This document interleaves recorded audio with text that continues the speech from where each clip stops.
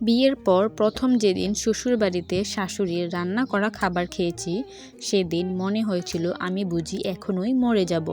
কারণ প্রত্যেকটা তরকারি ছিল অসম্ভব রকমের ঝাল, যা আমি মোটেও খেতে পারি না।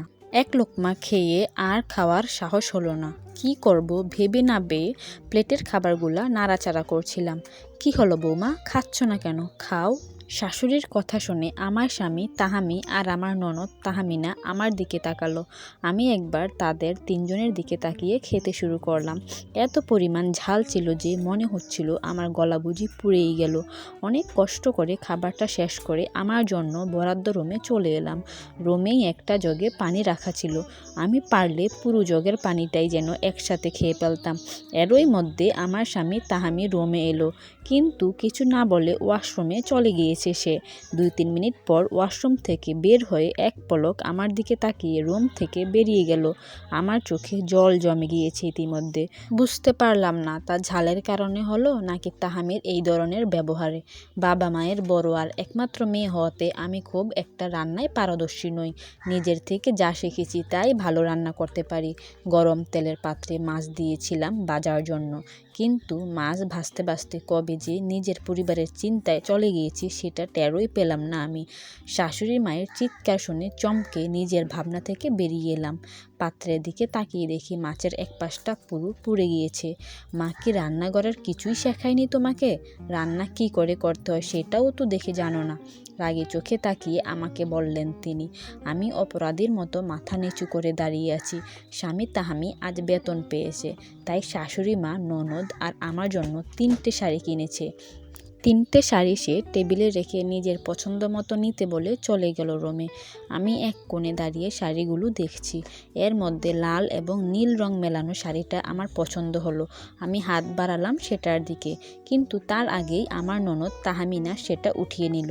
তার প্রতিক্রিয়া দেখে বুঝলাম শাড়িটা তার পছন্দ হয়েছে, তাই আমি আর কিছু বললাম না। সবার আড়ালে নিজের হাতটা গুটিয়ে নিলাম। ঝুম বৃষ্টি হচ্ছে বাইরে।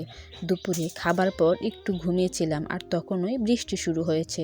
আমি তাড়াহুড়ো করে বিছানা থেকে নেমে দৌড় দিলাম ছাদের উদ্দেশ্যে, কিন্তু শেষ রক্ষা হলো না।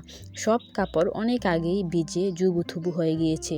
মন খারাপ করে কাপড়গুলো নিয়ে নিচে নেমে এলাম, কিন্তু দরজার কাছে পৌঁছে দেখলাম শাশুড়ি মা রাগী ভাব নিয়ে দরজার কাছে দাঁড়িয়ে আছেন। মাথা নিচু করে ওনার সামনে এসে দাঁড়ালাম। আমি দাঁড়াতেই তিনি কাপড়গুলো আমার হাত থেকে টেনে নিয়ে চলে গেলেন। আমি এখনও মুখ ভার করে মাথা নিচু করে দাঁড়িয়ে আছি, কিন্তু কয়েক সেকেন্ড পরেই আমার ঠোঁটের কোণে হাসি ফুটে উঠল।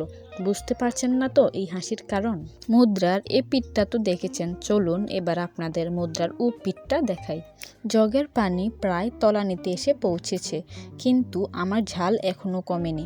আমি ভেবেছিলাম তাহামি হয়তো আমাকে খেয়াল করেনি, কিন্তু আমাকে ভুল প্রমাণিত করে দিয়ে 1 মিনিটের মাথায় সে হাতে মধুর বোতল আর চামচ নিয়ে রুমে ফিরে এলো, আর সেই মধুটা চামচ দিয়ে যত্ন করে আমাকে খাইয়ে দিল।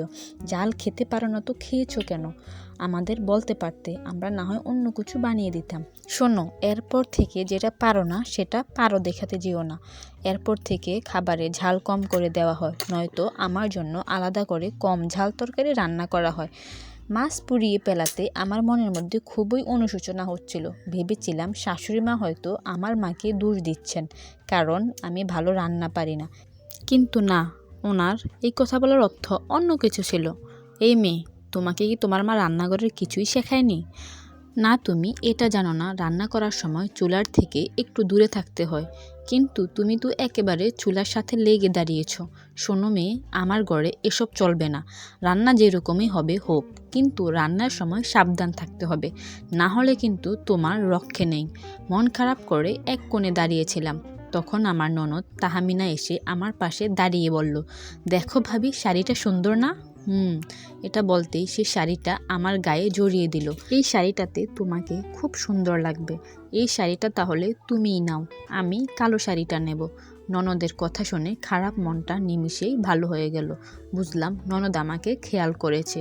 ভেজা কাপড়গুলো হাত থেকে নিয়ে শাশুড়ি মা চলে গিয়েছেন, কিন্তু পর মুহূর্তেই তড়িঘড়ি করে একটা তোয়ালে নিয়ে আবারও ফিরে এলেন। আমার গায়ে থাকা পানিগুলো মুছে দিতে দিতে তিনি বললেন, এই বৃষ্টির মধ্যে ছাদে যাওয়ার কি দরকার ছিল তোমার? কাপড়গুলো দরকার পড়লে আরও ভিজত। এরকম আর করবে না। যদি কোনো দুর্ঘটনা হয়ে যেত তখন কি হতো? যাও তাড়াতাড়ি শাড়ি চেঞ্জ করে এসো, নয়তো অসুস্থ হয়ে পড়বে। আমি শাশুড়ি মায়ের দিকে হাসি মুখে তাকিয়ে ভেতরে চলে এলাম। এই গল্প থেকে আমরা যা বুঝলাম, প্রত্যেকের জীবনে দুটো দিক থাকে। একটা মুদ্রার যেমন এপিঠ ওপিঠ থাকে, তেমনি একটা ঘটনারও এপিঠ ওপিঠ থাকে। আমাদের কোনো বিষয়ের একটা দিক থেকে সেটাকে বিচার করা ঠিক নয়। সব সময় উচিত দুটো দিক দেখা। সব শ্বশুরবাড়ির লোকেরা যেমন ভালো হয় না, তেমনি সবাই কিন্তু খারাপও হয় না।